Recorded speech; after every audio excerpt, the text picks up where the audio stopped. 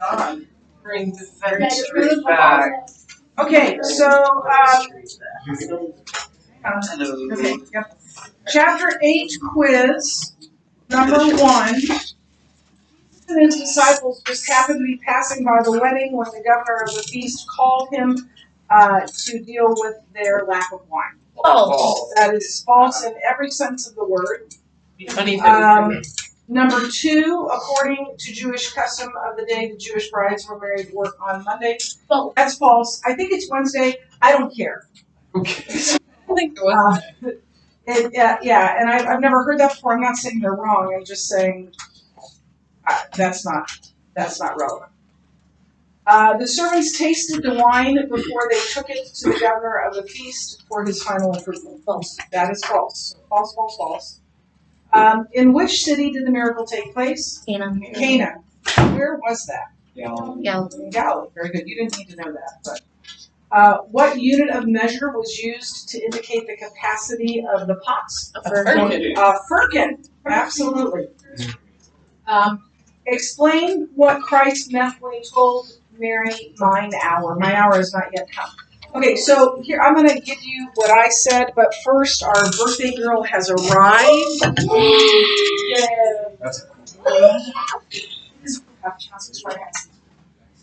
Happy birthday. There you go. It's adorable. It's adorable hat. $1 million. Are those sunflowers? So cute. All you need is Okay. So, and to be the man, a man. Yes. Well, yeah. I went to go get water. But the hot water was really weird. It tasted like salty. All the way over there. What? You're explaining why you were gone such a long time for getting water. So you need to check with someone else on the answers to make sure you got them right. Okay, so I'm going to give you the answer to the essay, and you're going to not talk. So Jesus means that while his hour of glorification has not come, the time for his public ministry has.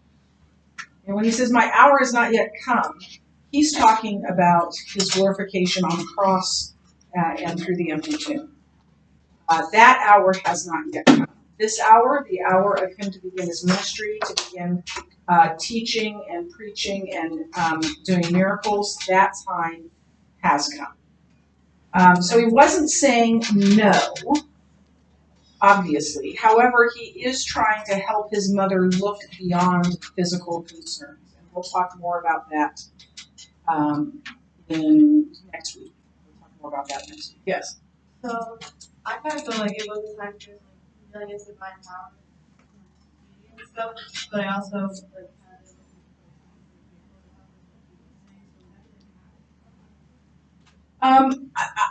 I think two things about that. Like his deity was being like these were written that you might believe that Jesus is the Christ of God, and that by believing you might have life in his name. And so his deity was being revealed in everything he did, everything that John did, right? So yeah, I think it's maybe just a little backwards. That the time of his glorification, the full extent of his deity hasn't come, but the time for him to have a public ministry. So I think you just have it just a little bit backwards. Any questions on this? Excellent. Next thing. I'm going to hand these out to you. And we're going to do a scuba dive on John 1, 1, and 2. Next week we'll do a In Search of Jesus on John 2, 1 through 11, the story of the wedding in Cana. No, don't turn it.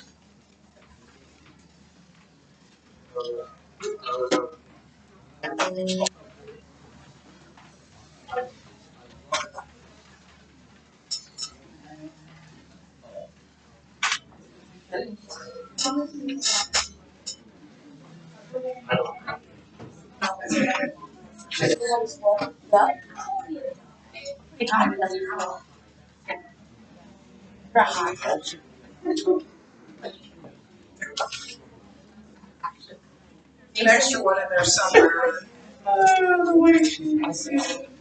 Listen, I'm not dumb. Okay, now we're gonna make There it. you go. Yellow personality. Jaundice. I need one more thing.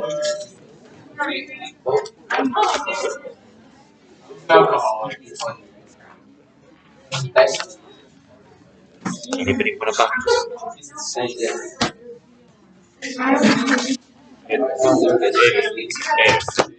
Where'd all the blue go that was in the box? I saw some blue.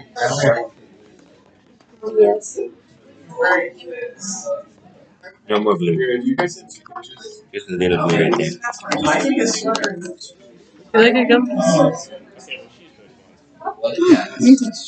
it? Okay, these are the lecture notes. These are the lecture notes for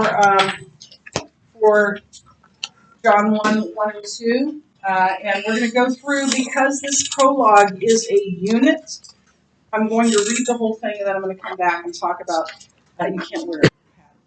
Certainly you don't want to wear, yeah, you don't want to wear something else. Okay, so, gentlemen,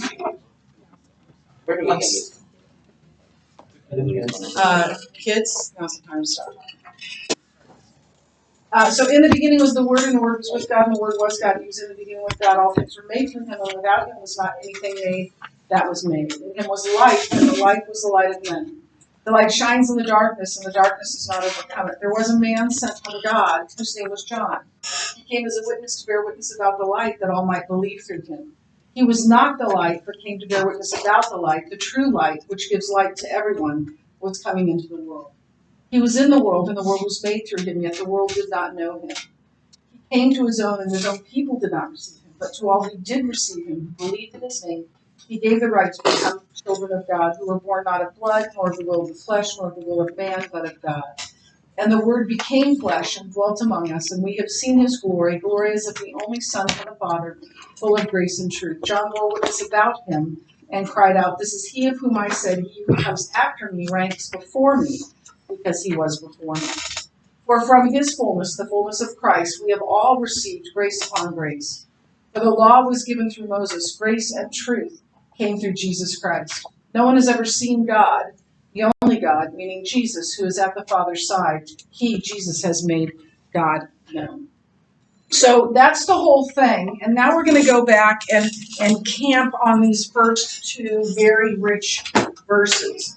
In the beginning was the Word, and the Word was with God, and the Word was God. He was in the beginning with God. This is a statement of doctrine. It is a doctrinal statement. Doctrine is what it is that we believe. What truth is it that we believe? And this is a statement of doctrine about who Christ is. It's an eloquent statement of who Christ is, as well as who is the Christ. John is telling us both things, who Jesus is and who is the Christ. And the purpose of this whole prologue is to explain how the Son of God was sent into the world to become the Jesus of history. And then there's a so that to that. So that he came into the world to become the Jesus of history, so that the glory and grace of God might be uniquely and perfectly revealed. The rest of the gospel is just an expansion on the thought of John 1, 1 through 18. The rest of the gospel is just teasing out, is just explaining in more detail these 18 verses. It introduces key themes. These first 18 verses introduce key themes in John. Themes of Christ's preexistence. We've already seen that, right? Light and darkness. In him was light, and in him there's no darkness at all. The glory of God and of Jesus. The glory of God and the glory of Jesus. Jesus as the only Son. Do we hear that elsewhere in John? You already know that, right? For God so loved the world that he gave his only Son. Yeah. And then divine rebirth and redemption. Redemption means, anyone live in Iowa? Do they still give you 5 cents back for bottles or cans? They still do that? That's redeeming. So you're redeeming, they're buying back, right, what you have for 5 cents or whatever it is. Jesus bought us back. What did he buy us back from? Sin. What else? Death. Hell. Yeah, all of those things. Did you have a hand up? Yeah, I think so. Like redeeming, it's pretty much like to ameliorate something. He's good, man. You got to work on your game, Charlie. You went with the obvious, and you'll get the extra credit. But I'm telling you right now, that was in context. I feel like it's 200%. Do you get extra credit? No, just one. Okay. It's a one time. Each word. I'm gonna still say it more though. Again, this is a word, I've told you this before, this is a word that my parents used. It's the reason I know it, not because I read dictionaries for a living, but because my parents had a really strong vocabulary and they used those words in front of us while we weren't. But we learned the words. So my next youngest sister has a crazy big vocabulary. Those are some big words. Crazy big, yeah. She does a plethora. So let's look at this first 2 verses, and this is like the first stanza of the hymn. Okay, so I don't know if you go to a hymn singing church. I wish we sang more hymns, but they have 3, 4, 5 stanzas. So this is like the first stanza of this hymn. I don't think John set it to music. It's just written as like a poem. In the beginning was the Word, and the Word was with God, and the Word was God. He was in the beginning with God. Where else in the Bible do we see these words, in the beginning? Donald. Genesis 1:1. In the beginning, God created the heavens and the earth. Just like Genesis. John begins his gospel just like Genesis, and I believe this is intentional. It's not an accident because John is connecting Jesus to the act of creation. So how does Genesis describe the act of creation? What does it say? And God said. And God said, let there be light, right? And over it says, and God said, and there was. Right? And God said, let there be light, and there was light. Whatever God says, it is going to happen. What does John call Jesus in this passage? Yeah, the Word. Saying something and words go together, right? They're related to each other. The Word, the expression of God. Why? Why does John call Jesus? I'm not asking for it. It's largely a rhetorical question because all of you are looking like, you're our teacher. You tell us. So I will. He is making an intentional connection to Genesis. In Genesis, we see that God spoke creation into existence. And Jesus is that Word. He is the agent of creation.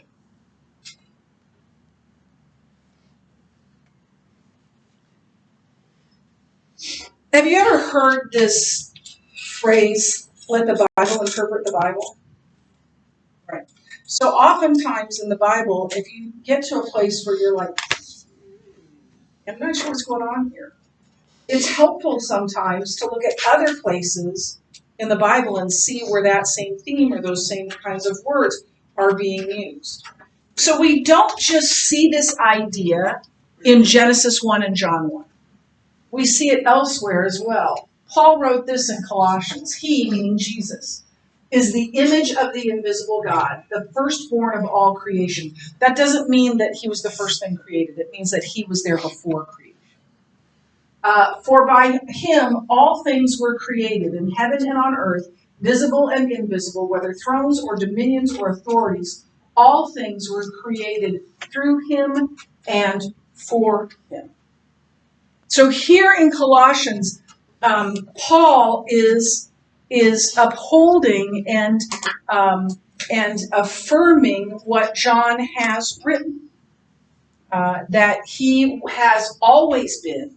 In the beginning was the Word, and he is the agent of creation.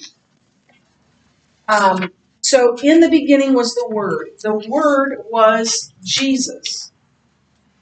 There was never a time when Jesus was not. So these two verses are affirming Christ's preexistence, which we talked about at some length. So in the beginning was the Word, and the Word was with God. Now we've talked about this already, but I'm going to mention it again. So the word was with God is this Greek word pros or pros. I'm not sure which one it is. By the way, if you're ever trying to, say a Greek word or something, or Hebrew is, oh my word. Hebrew is really hard to figure out. Just go with it. English. Just go with it, because I'm telling you, nobody else knows how to pronounce it. So nobody will know, right? So I don't know if it's pros or it's pros, but it means, as you know, because we talked about this, it means with a person in intimate relationship, literally face to face. And so picture two friends at Starbucks at one of those little small tables talking to one another. That kind of intimacy. Yes, you may, Alyssa.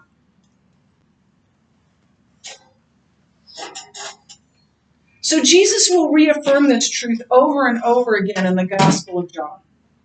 Every time he talks about his Father. The Father and I are one.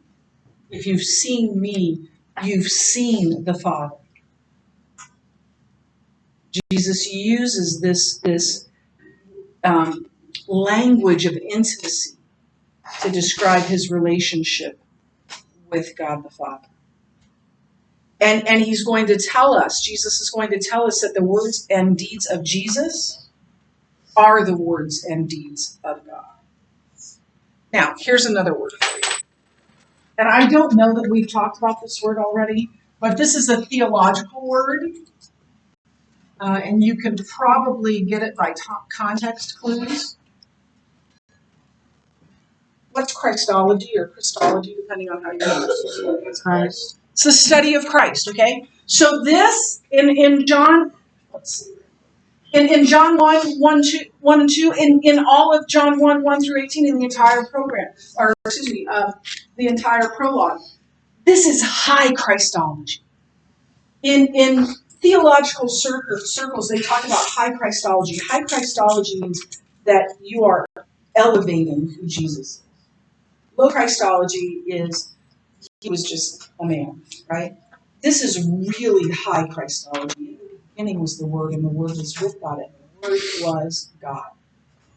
Could any of us put our names in there where it says the Word? Of course not.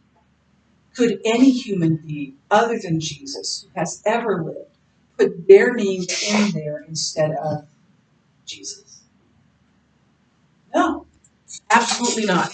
This is high Christology, but it's accurate Christology. It is exactly who Jesus is. So right out of the box, John makes sure that we understand that Jesus is God, and he always has been. Now, I've told you before that when I teach on a passage of the Bible, I want you to leave you with three things. What does it say? What does it mean? We've done both of those. And how can I apply it to my life? So what does this mean? We've talked about what it says it means, but what does it mean for us? I believe that in the beginning was the Word, and the Word was with God, and the Word was God. He was in the beginning with God. I believe these verses should inform our worship, should speak into our hearts about who Jesus is. This is risky, and I wasn't planning to say it. I see so many students in worship on Thursdays.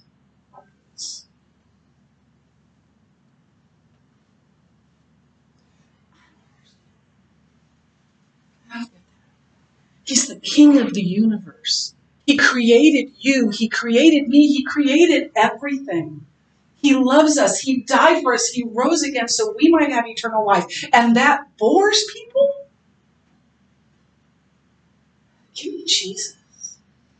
I think I've told you that I went to the funeral of a dear friend who died extraordinarily unexpectedly.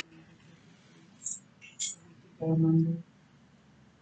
It's the most worshipful, Christ-centered funeral I'd ever been. And one of the pastors, I don't know if we sang this and one of the pastors referenced it, or if the pastor just referenced it. This song, Give Me Jesus. In the morning when I rise, give me Jesus. Heart of worship. Nothing else matters. Nothing is as important as that. And so these words, who Jesus is and what he has done, should inform our worship, should impact our worship. It should also impact the way we live.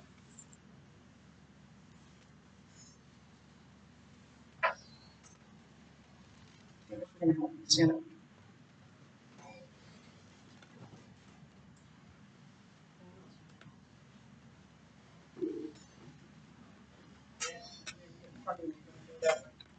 Okay.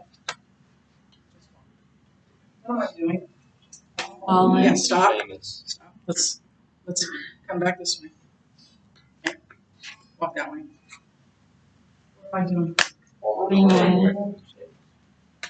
To follow Jesus is to go in the way that he is going. To go in the way that he has directed, right? You cannot follow someone that you are moving away from or even standing still while they move. And I think a lot of people profess the name of Christ, but they aren't following. Faith is not this. Yes, that's part of it. But faith is not just this. Faith is this, and this. Faith is lived out. Faith isn't something we believe. Faith isn't just something we believe. It's something we live out in our lives. And that's what John 1 is calling us to, is a life of worship, a life of discipleship. Discipleship meant that you sat under someone and you learned from them, and as you saw in the movie that we watched, you become like them. Day by day, year by year, decade by decade, if we are followers of Christ, we should be becoming more like him. And here's the good news. Jesus has the power to change us. We have to cooperate. We can say, nope, not going to go there. I remember as a young believer being scared to death. And this isn't the only time I'll tell you about this. Oh, 3 years ago. Being scared to death that if I really gave myself completely to Jesus, he would send me to Africa.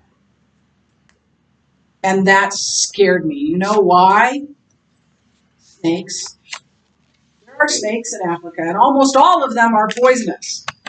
And I am like the little garter snakes in my backyard. Like a good summer is when I don't see a snake. We live on the forest. They're everywhere. And I think I've gone like 3 summers in a row now. Now I refuse to go out in the grass, so that helps. But God changed my heart. I've been to Africa 3 times. Have I seen snakes? Yes, I have. Actually saw a large spitting cobra right in front of me. But here's the thing. Following Christ changes us. If we are in Christ, it should change us. It will change us. It can't. And if it doesn't, if it hasn't, and this is harsh, it's probably because we don't want to change. We'd rather remain unchanged, but still go to heaven. Still get the good stuff. The good stuff is on the path of obedience. If it is true that we need to examine our hearts, if that is true, that we're not wanting to change, then we need to examine our hearts. Again, harsh, but I'm speaking hard truth into your lives today, kids. If we want to remain unchanged, we need to examine our hearts because we're living in rebellion. Maybe not completely, but in some area where your heart is saying, God is saying in your heart, this needs to change, and you're saying,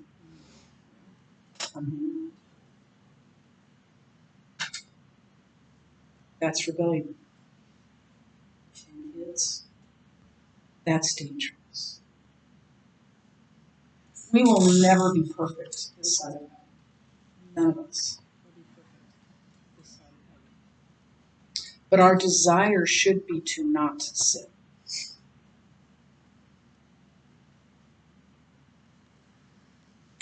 But rather become more and more like Jesus. And over time, and I don't mean a day or a week or even a month, over time, I'm on year, I don't know, 43. Have I changed since I was 17? Spiritually, I've changed in a lot of ways. Yeah, absolutely. We should be able to look back and see that. Over time, we should be able to see how we are becoming more and more like Jesus. So I'm going to give you an invitation. I'm going to invite you to test Jesus in this. Walk with him. He will change you. Test him in that and see what he'll do. You might be amazed. So that's John 1 and 2. Thank you for being attentive to that. I appreciate it. And then we're going to do 2. I'm going to give you 2 more things to do. The first thing is to open your book to the, what do they call it? The digging, I think it's digging deeper. It's at the end of the chapter. Digging deeper, yeah. So for chapter 8, what page is that, Malachi? 61. Turn to page 61. And you're going to have 2 assignments here, okay? Both of which are due on, I think, let's see, both of which,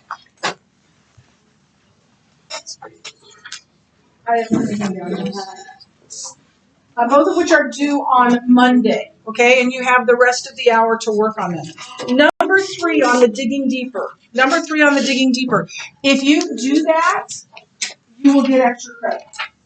If you do the digging deeper and you can turn it in, you will get extra credit. So that's an extra credit assignment.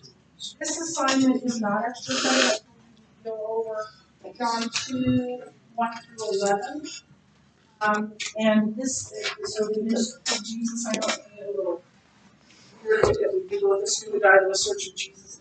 They're similar, but they're different passages. So the In Search of Jesus are the ones that as we walk through John, different passages in John, we'll talk about more. The scuba dives are just whatever we're memorizing. Do you want us to turn in our sister scuba dive over John 1, 1 through 2? I do, thank you.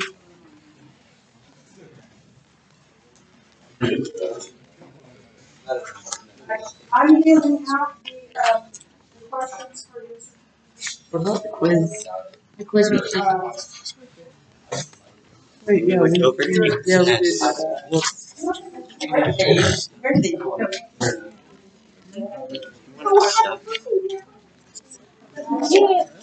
Welcome to the 16 Club. Sarah. I'm trying to pass this up. Sarah. Did you want this shirt? If it's not turned off. Here. This is Caesar. Do you want us to turn off the computer? Like, turn off the I thought this was. Yeah. Okay, so just to clarify, this that I just handed